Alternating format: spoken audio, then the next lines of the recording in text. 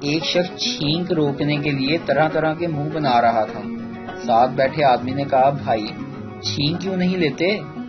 اس آدمی نے کہا، بھائی میری بیوی نے کہا تھا کہ جب تمہیں چھینک آئے تو سمجھو کہ میں بلا رہی ہوں۔ دوسرے شخص نے کہا، تو اس میں پریشانی کی کیا بات ہے؟ پہلا شخص، عجیب احمق آدمی ہو بھائی، میری بیوی مر چکی ہے۔ اکثر بیویاں یہ دھمکی دیتی ہیں کہ محض بچوں کی وجہ سے رکی ہوں، ورنہ کب کا گھر چھوڑ چکی تھی۔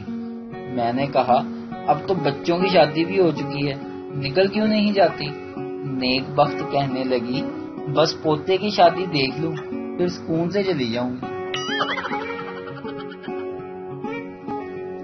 آج کل کے رشتہ داروں کے سٹیٹس تو دیکھو، اتنی اچھی اچھی باتیں لکھتے ہیں جیسے ہم انہیں جانتے ہی نہ ہوں۔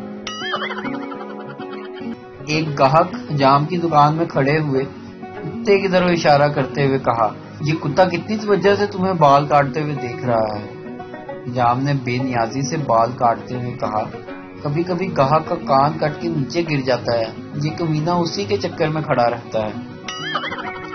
ایک لڑکی کو نامعلوم نمبر سے فون آیا۔